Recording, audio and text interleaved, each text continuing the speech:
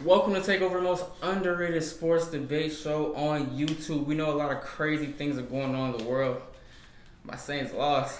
I was impressed on Sunday. James Harden building super teams. It's a lot of crazy stuff going on. But welcome to Takeover, and we're going to talk about it. As you know, my name is Josh. My name is Deandra. I'm Kim, and this is Takeover. We play it all in night. Need it all in advance. The opposition know we're ready for it. Like a supper we eating, it won't be the last. Grind out the muscle, pull up.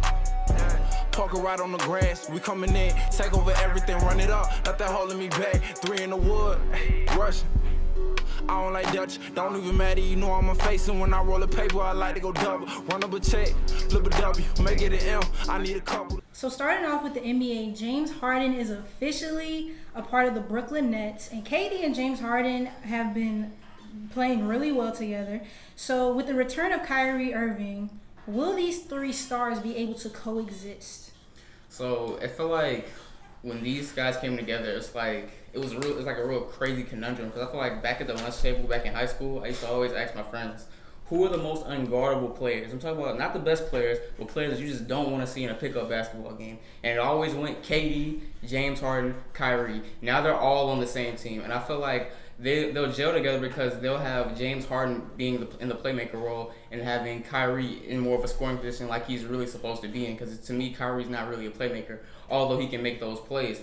And I feel like this offense that they have in Brooklyn now puts so much pressure on East and West defenses, because who do you want to check? James Harden comes from a style where people were double teaming James Harden, guarding him from the left side. Kevin Durant's already an unguardable player. You're going to have your third worst defender on Kyrie Irving. I feel like these are going to be problems that you're going to see over and over and over again, and it's going to be really difficult to guard these guys. Like if you saw in the Milwaukee game, Kevin Durant had wide open shots at one point. If you're leaving Kevin Durant open for what? Look, it gets scary. It gets really scary, because if you're leaving Kevin Durant open, okay, so what? You have Kyrie Irving on the other side. Not to mention Joe Harris, who I think is the third best shooter in the league right now. You have a lot of weapons, and it can really go far.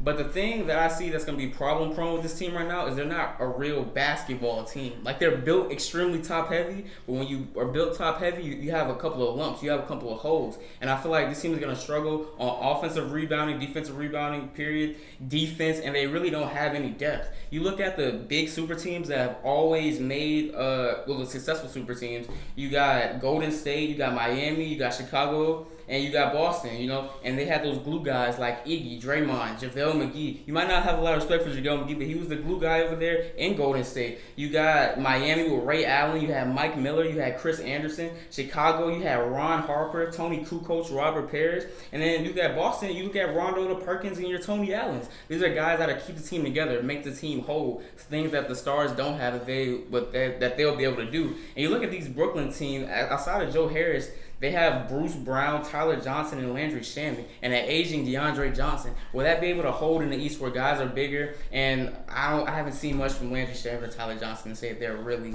could complement this team when those stars get off the court. So will they coexist? Yes. But will they win the championship? No. Well, you forgot one person. You forgot Timothy Luwawu-Cabarrot. Okay. He's a scorer off the bench. You need to keep your eye on him. He can go nuclear sometimes. So the question is, can they coexist? And with that, it's quite simple. Yes, they can. Why? It's very simple. They all want to be here. They all campaign to be here. KD and Kyrie signed together on the same day. They orchestrated this tandem. KD was campaigning for James Harden to get traded to Brooklyn, and Brooklyn was on top of James Harden's trade list. So this whole idea of their egos are going to clash that I've seen, and that it's not going to work out because there's going to be infighting, it's not going to happen because they all want to be there. They're all pretty tight. So they all have campaigned to get to this spot. So I highly doubt they're going to let egos come in the way. I've seen the other thing of, Harden's ball dominant, Kyrie's ball dominant. How are they going to share the ball? The fact of the matter is, I think that the Harden being ball dominant is a little overblown. All right, was he ball dominant in Houston? Absolutely, but I think he did that because of the way that Daryl Morey built that team. Daryl Morey decided, I'm going to create a team with one guy as the fulcrum and everybody else orbits. He's the sun, everybody else is the planets, and they orbit him. So I think that he played that way because Daryl Morey said that's how we're going to play basketball because that's the Morey ball way to do it. Threes, layups, and free throws, right? So I think that Harden can blend in just fine. He's a professional basketball player, for crying out loud. You can't tell me he can't change his style of play just a little bit. The only person that can't do that is Russell Westbrook. So I think they will sacrifice for the greater good. Brooklyn's coming out of the East. I think they're going to the finals. I said it here. I think I said it at the beginning, and I'm saying it now, especially with James Harden. I can see what you're saying with the glue guy thing, but as I've said before, in the NBA, talent wins out over everything. And while I don't think they can check Anthony Davis in a finals matchup, I don't think that the Lakers have anybody that can check Kevin Durant or James Harden or Kyrie Irving, let alone all three at the same time. Everyone challenges the GOAT until they play him, and then we say the same thing. Well, except for, go ahead. Dirk Nowitzki beat him, but, you know. So, of course, I do think that they could coexist because you have KD, who, of course, left Golden State. That's where he really, in my opinion, he really grew and learned how to play team basketball. And, of course, his abilities allow him to play off ball, so he doesn't necessarily have to touch the ball at all times. You have Kyrie, who I think was humbled after the Boston situation, so he can definitely come from that, and he can definitely, I think he learned from that, and he can learn to defer to another superstar. And also James Harden, the reason why he left Houston was because there was a lack of talent and a lack of chemistry. So now you have all the talent in the world. So as far as on the court, I doubt the Nets are going to play all three of them on the court at the same time anyway. And if they do, I don't think it will be for a majority of the game. To me, it makes more sense to have James Harden come from a quarter, sit on the bench, and then have KD and Kyrie come on the court and then average 60 points together. So, and then you also have Mike D'Antoni and you have Steve Nash. Or James Harden has dealt with Mike D'Antoni before. And alluding to what you said, Cam, about defense, I agree with you totally about defense. That is the big concern for me because they got rid of Jared Allen, who's a really good rim protector, and their best defender, their defensive leader would be DeAndre Jordan, and we know he's not the same like he was with the Clippers. But they still can go out and get defensive pieces if they want because the trade deadline is not until March. But when you have three superstars who can outscore anybody, who knows what might happen. And plus, they got the buyout market too. And since they're now the current betting favorites to come out of the East, plenty of veterans will take a league minimum deal to play on this team. Who knows? Maybe they'll go get PJ Tucker. We'll see.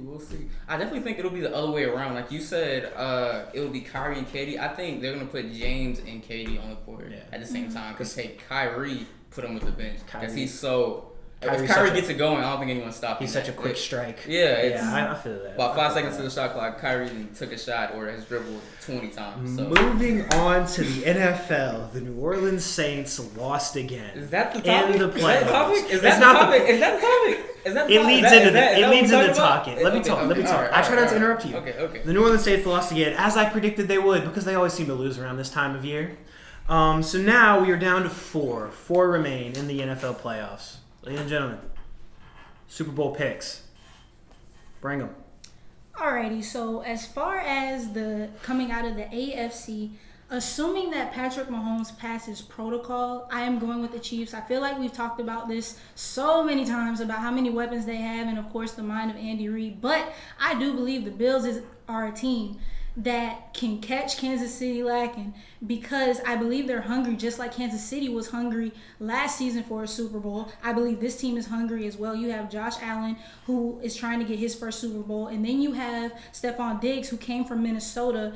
He wanted more opportunities, and now he has them. And when you look at Josh Allen and Stephon Diggs together, you look at the explosiveness of the offense. The defense has really been clicking, and whether it's against Patrick Mahomes or Henny or whoever plays the quarterback position on Sunday, I don't think you can really. There's a small margin of error, and I have said this before, and I'll say it again. The only team that is outright beating the Chiefs are themselves. So no matter who the starting quarterback is, in my opinion, if you go out there and you throw 3 interceptions or the defense lets up a little bit, the Bills are a team that will take advantage of that. So as of right now, I'm going with the Chiefs, but I am saying that the Bills can catch them slacking. Now, out of the NFC, I have the Packers because obviously when you have the most valuable player at the quarterback position, I'm going to go with Aaron Rodgers. When you look at the game they had against the Rams, they had a really good game, and they could have put up more points if there wasn't a lot of drop passes.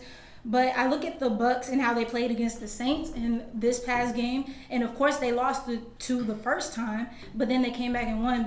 But in my opinion, I think the Saints just gave it up. I don't even think they for real came out there and won anyway. But that's neither here nor there. The Packers were down 38-10 in Tampa Bay early on in the season, and I think they have something to say about that. Also, they are 8-1 at home. Aaron Rodgers has 28 touchdowns and only 2 interceptions.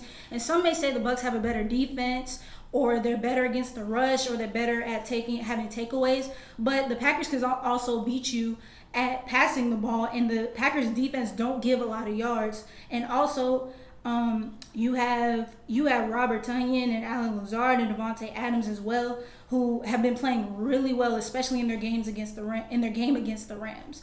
So that's what I have. Yeah. D'Angelo always talks about us eating it all up. Like, literally, she could have said everything that I possibly would have said. I'm picking the same two teams. I'm picking Green Bay because they have the MVP and the best receiver in football right now. That's mean they have a potent running game with both running backs, Jones and Williams. And when you look at Tampa Bay last week, they didn't really spark me as that team. I feel like Drew Brees played more defense than the Tampa Bay defense did. I mean, he threw 3 interceptions. Jared Cook's fumbling off of taps. It's a lot of weird things the New Orleans Saints were doing. And they didn't really get down the field versus that New Orleans Saints defense if it wasn't for a turnover. I mean, they really only scored 3 points straight up versus that New Orleans Saints defense. So I feel like they still have to work out a couple of things. And I'm taking a hot Aaron Rodgers in the cold of Green Bay over our agent Tom Brady. If we're going to pick over the GOAT, but I feel like Aaron Rodgers will get this done. And for the Chiefs, I keep this short. If my homeboy play, the Chiefs will win. It's like, that's it. Like, that's all. I saw that he was on my phone and said he practiced today. That's all I can say. My homeboy plays, they win. Before I get into my take, I would like to say a few words. All respect to Drew Brees.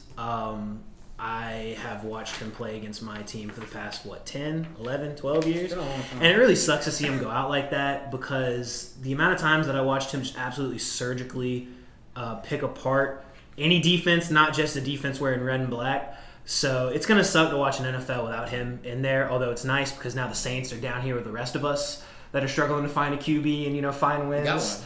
No, you don't. We call it Crab Legs. The Crab Legs Project. Number 2. Watch out. Go ahead. That was a good one. All right, so Cam, I'm going to ask you a question to start my take. Oh no. Okay. When the playoffs first started, I believe we did an episode and we gave early Super Bowl predictions. Correct. Yeah. Who did I pick? You picked Tampa and you picked Chiefs. Are those two teams still in the playoffs? Correct.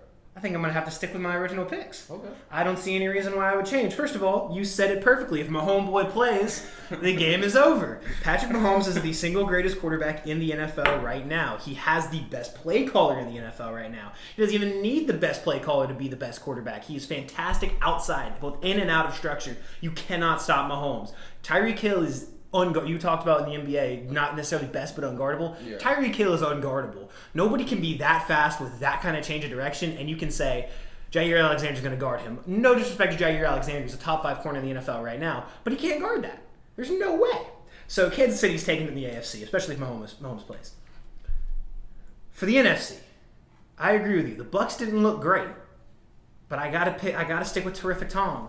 There have been way too many times that I've bet against Terrific Tom, and Terrific Tom has proved again and again and again that he's that guy.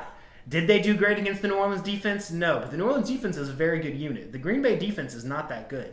They're at best mediocre. They're at best around the 15th in the NFL. And the Buccaneers defense is actually fantastic. They are 6th in yards allowed per game, 4th in rushing yards, 8th in passing yards, and 8th in points per game over the season. They picked off Drew Brees 3 times, which nobody does because Drew Brees is just so insanely accurate. And they held Michael Thomas catchless. I know he was hurt before you jumped down my throat. Go ahead. He was hurt, but still, Michael Thomas hobbled is better than almost everybody else in most other receivers in the NFL, correct? Exactly. So I'm sticking with the Bucs because when they got you said they have the Packers have the MVP. Tampa Bay Buccaneers have the greatest of all time. And if there's one thing I agree with Skip Bayless, it's that Tom Brady is hard to bet against. So in a shootout, because I feel like it's going to be a shootout. You picking the Bucs in a shootout? I don't think it'll be a shootout. You think this is a tie game? I think it's going to end up having to be a close game because we saw the Bucs offense struggle relatively against New Orleans. So I'm not saying they're going to come out and blow them out, but I think that Tampa's defense is going to be able to hold Green Bay. So why do you think they'll be able to hold Green Bay, but the Rams couldn't? Because the Rams have a better defense. Well, the Rams, because Aaron Donald was was not 100%. So Aaron Donald just.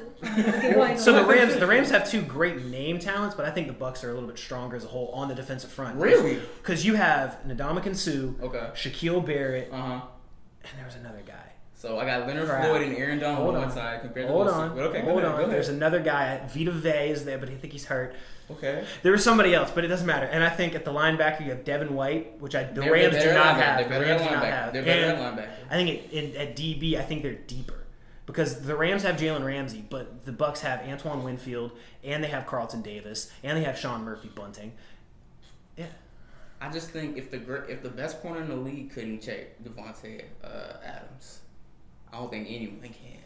And if that defensive line couldn't get to Aaron Rodgers, I'm gonna go ahead and say. Well, here's the best part about the Bucs: they don't have to cater to anybody's rude. They don't have to cater to Jalen Ramsey's ego, who wants to go one-on-one. They can double team him in bracket coverage. I don't believe it's an ego. I just feel I like think it's ego. He can guard like who I think he's ego. I really believe he Have can. you heard Jalen Ramsey talk? He believes he's the but best. that's part of his thing. You can't believe you're the best. Oh, you can believe you're the best, but at the same time, when you're going up against a guy like Devontae Adams, who's clearly roasting and toasting you, you got to go to the DC and go, "Hey, yo, get some safety help over me, bro." But okay, we'll see what happens this weekend. That's gonna wrap up our show. Do you guys have anything to say? You never can have. go. I mean, I have something to say. Go ahead, you go. All right, so check this out, y'all. You know what I love about this team? Oh man. You know what I love about this team? I love how consistent we are. You know what I'm saying? Consistency. I love that when we say we're the most underrated sports show on YouTube, we are. We mean what we say. When we say we're the best, we mean it. Yeah. And not only do we say it, guys. You know what else? You know what else, Cam? What? We deliver. Deliver. Single episode. Okay. Real talk. That's all I'm gonna say.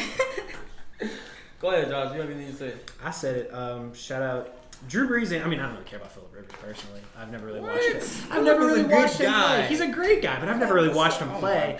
It hurts a little bit harder because I've watched Drew Brees so much that there's a certain part of my heart that goes out to him. You know what I mean? Mm-hmm. It's hard. It's I don't know. It's hard to put into words because I rooted against him every time he was on my TV screen. Yeah. Well, the Saints lost. It was great anyway.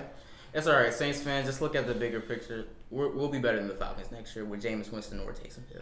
So that'll end the show that way. Cam, listen to yourself. We will. Listen to yourself. Y'all won 5 games. You know Drew didn't play 7 of those games. Yeah, we play it all in night. Yeah. Need it all in advance. The opposition know we're ready for it. Like a supper we eating, it won't be the last. Grind out the muscle, pull up. Parker right on the grass. We coming in, take over everything, run it up. Nothing holding me back. 3 in the wood, rushing. I don't like Dutch, don't even matter. You know I'm a facing when I roll a paper. I like to go double. Run up a check, flip a W, make it an M. I need